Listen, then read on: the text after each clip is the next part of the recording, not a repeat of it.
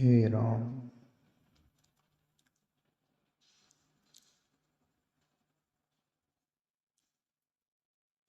पद है मीराबाई का।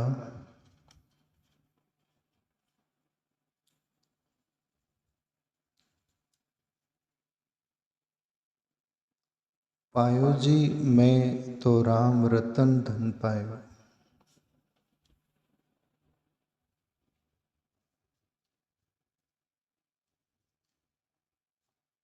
ये पद बहुत लोगों ने गाया, गाते रहेंगे।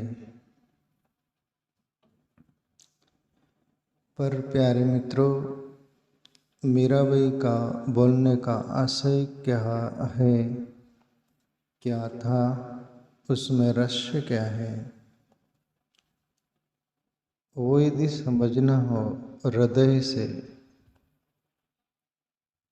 वो बात महसूस करनी पड़ेगी। संत मीराबाई की। पायो जी मैं तो राम रतन धन पायो। अब ये राम रतन क्या, राम रतन रूपी धन क्या?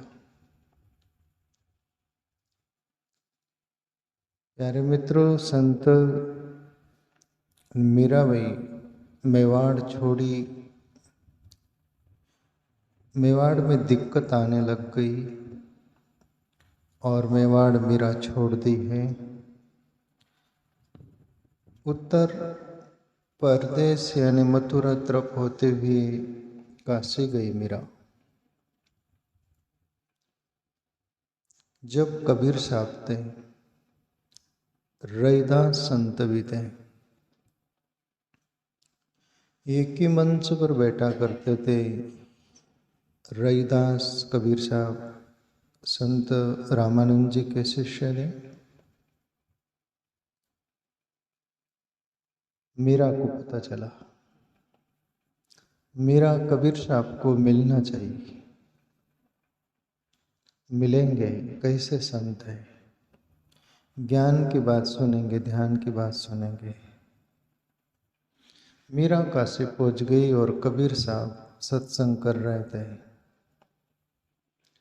कबीर साहब का सत्संग मीराबाई सुनती है, गदगद हो जाती है हृदय से। और मीरा ने तय कर लिया कि मैं कबीर को ही गुरु मानूंगी, बनाऊंगी। निश्चय किया सत्संग सुन के। क्यों? ब्रह्मज्ञानी कबीर साहब थे, जो भी कुछ बोले दिल को छू गया। और मेरा भी वो अनुभव करना चाहिए, बनना चाहिए। और ऐसे सदगुरु को छोड़कर और गुरु कहाँ करूँगी, इस अंदाज में मीरा ने सोचा। कबीर साहब को प्रार्थना भी की, रिक्वेस्ट भी की मीरा कि मैं आपको गुरु बनाना चाहती हूँ। कबीर साहब मुस्कुराए होंगे। महापुरुषों को दिखाई देता है भविष्य का भी। कबीर साहब मीरा मिली, उसके बाद में जल्दी ही शरीर से विदा होने वाले थे, ऐसा उनको आकलन हुआ, महसूस हुआ या पता चल गया। योगी पूछते कबीर, मीरा से बोले, मीरा जरूर, पर जो मैं हूँ, जिस तल पर हूँ, जो मेरा अनुभव है, उसी अंदाज में रैदास संत है, वो भी ब्रह्मज्ञानी है। मैं जल्द ये शरीर से विदा होने वाला हूँ, मैं आपको साथ नहीं दे पाऊंगा। आपकी यात्रा में मैं उतने समय तक नहीं रहने वाला, इसलिए रैदास संत को गुरु बना ले। और मीरा ने तय कर लिया, रैदास को गुरु बनाई मीराबाई। और कबीर साहब रैदास ये रामानंद जी के शिष्य थे। रामानंद जी का नाम पर से आप आकलन कर लीजिए, अंदाज लगा लीजिए। रामानंद राम आनंद का अर्थ क्या होता है? राम का आनंद उपलब्ध हुआ था, प्राप्त हुआ था, अनुभव हुआ था, इसलिए रामानंद। राम नाम की परंपरा से ही मान लो तो वो, और कबीर साहब भी राम नाम का जिक्र बहुत करते हैं। रहीदास कबीर साहब को भी राम नाम मंत्र ही दिए होंगे, और मीरा को संत रहीदास से राम नाम मिला, और मीरा अभाव से भर गई। क्यों? रहीदास का राम नाम पका हुआ था। अपन सब राम राम जपते हैं ना, अपना पका हुआ नहीं होता ना। ये महापुरुष जप जप कर, वो चिंतन करके वो नाम पक जाता है। फिर जैसा कच्चा फल हो तो वो स्वादु नहीं होता, बहुत प्रकार का उसमें रस नहीं होता, और वो फल यदि पक जाए तो उसमें मिठास होती। इसी अंदाज में संत रहीदास से राम नाम मीराबाई को मिला। मीरा ने वहाँ प्रश्न भी किया था, कहते हैं कि मैं तो कृष्ण दीवानी हूँ। रहीदास बोले, मीरा कृष्ण और राम अलग नहीं है, वो एक है, इससे बाहर आओ। और मीरा मान गई, और फिर राम नाम लेकर अभाव से भर गई। और राम जपती है तो वो अंदर से आनंद का झरने फूटने लगते हैं। और फिर मीरा बोलती है कि दुनिया तो बाहर का धन पा लेती है और बड़े खुश होती है, पर वो तो आज कोई करोड़पति है, कल रोड़पति हो जाता है। पर मेरे सदगुरु रहीदास ने जो राम नाम दिया है, इससे बढ़कर वो और कोई दुनिया में राम, कोई धन नहीं है। और कबीर साहब का एक दुआ याद कर लो तो, सब जग निर्धना धनवंता नहीं कोई, धनवंता सोई जानिए जाके राम नाम धन होए।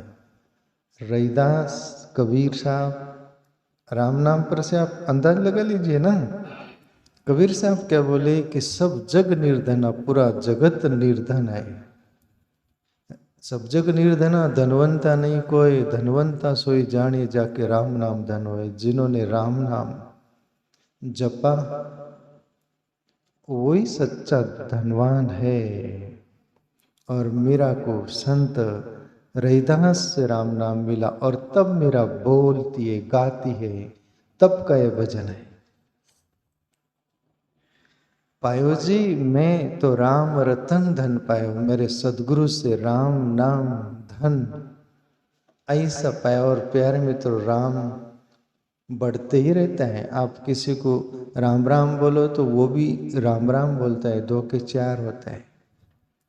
ऐसा ही असली धन मीरा ने पाया। फिर आगे मीरा बोलती है,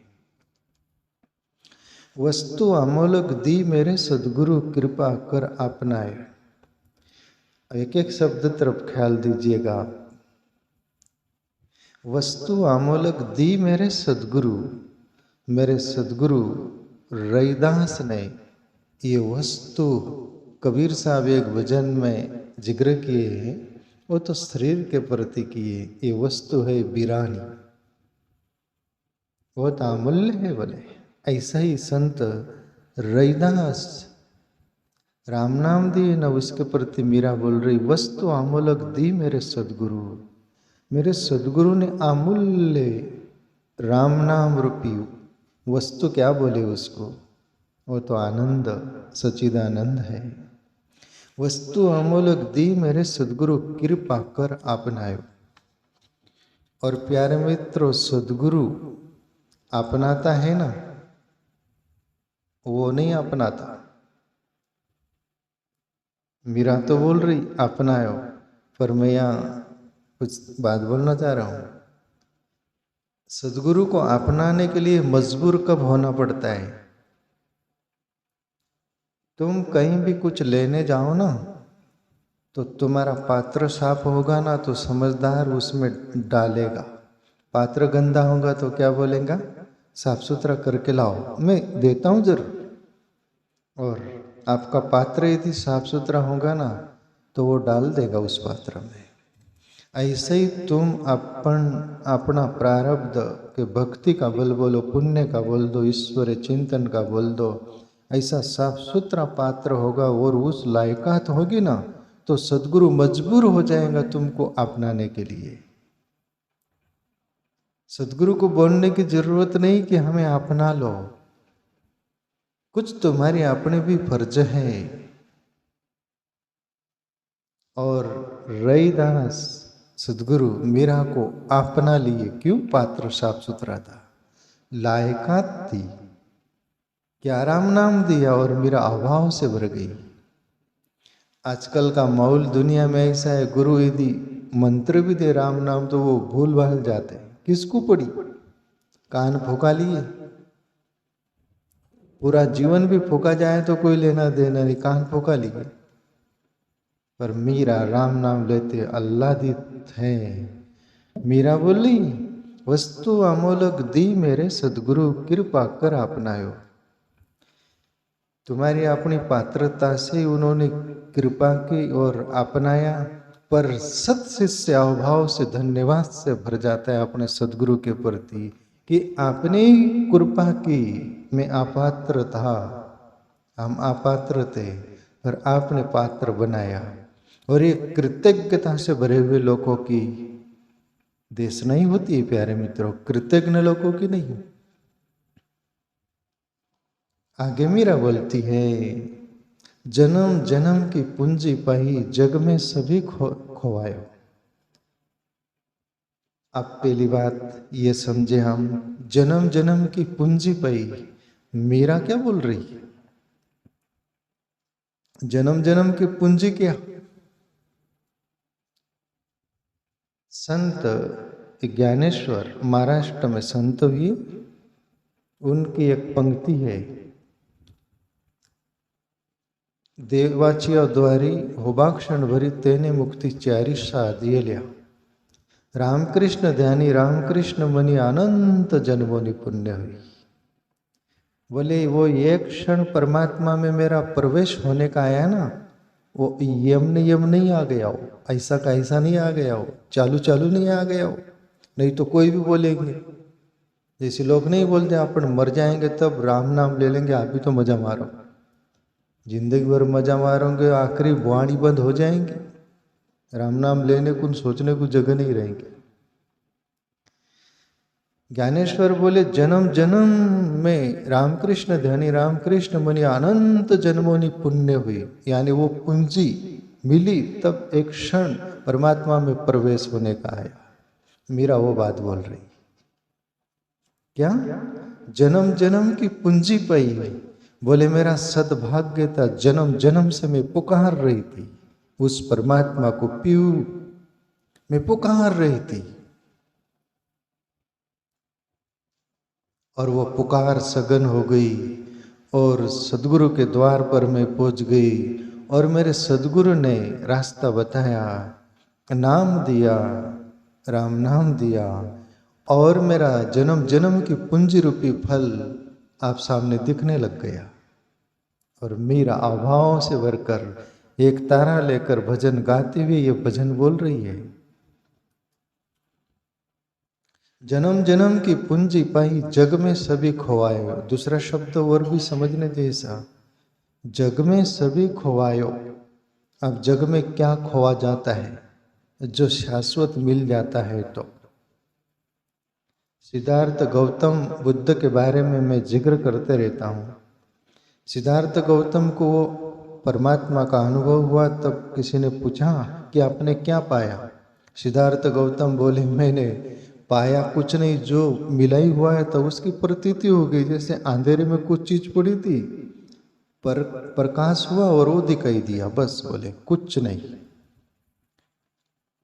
पर मैंने खोया बहुत। बोले सिद्धार्थ गौतम बोले, मीरा जो बोल रही, बुद्ध जो बोले वो मीरा बोल रही।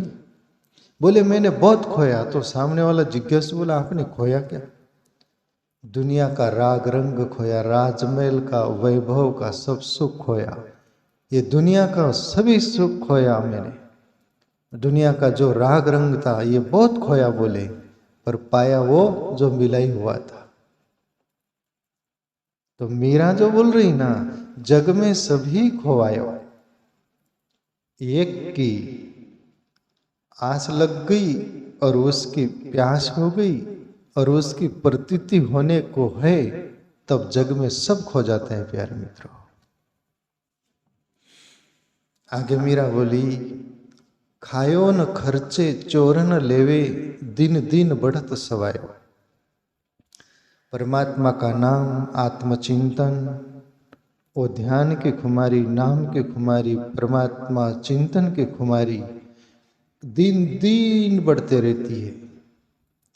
खर्चे न, वो खोटे वाली बात, जैसे कुछ पैसा हो, कुछ चीज हो, उसको खर्चो तो कम होते रहती, तुम्हारा बैंक बैलेंस हो, पैसे हो, सब कम होते रहती।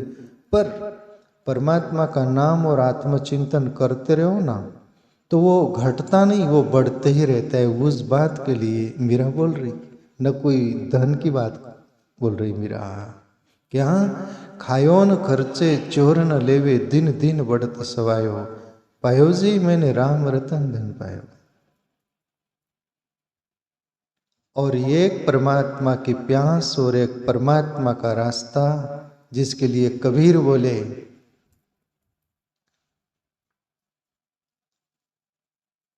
क्या बोले, एक पर से एक जो साध लेता है वो सब साध लेता है। एक साधे सब सदे, ओके ओके ओके ओके।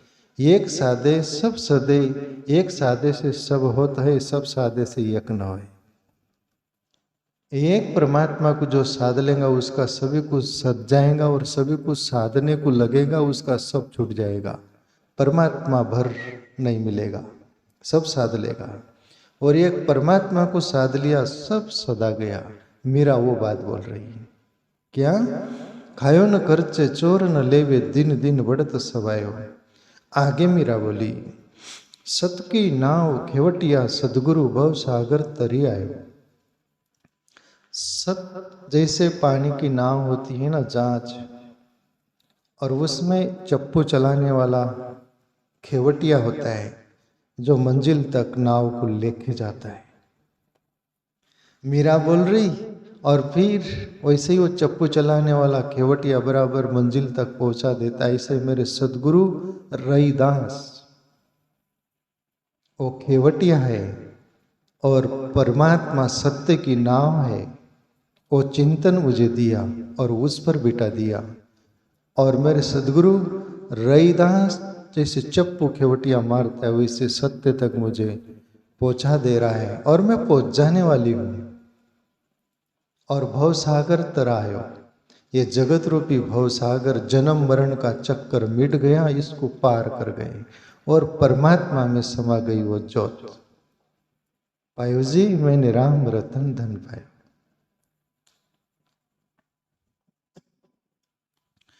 एक पंक्ति है आखिरी,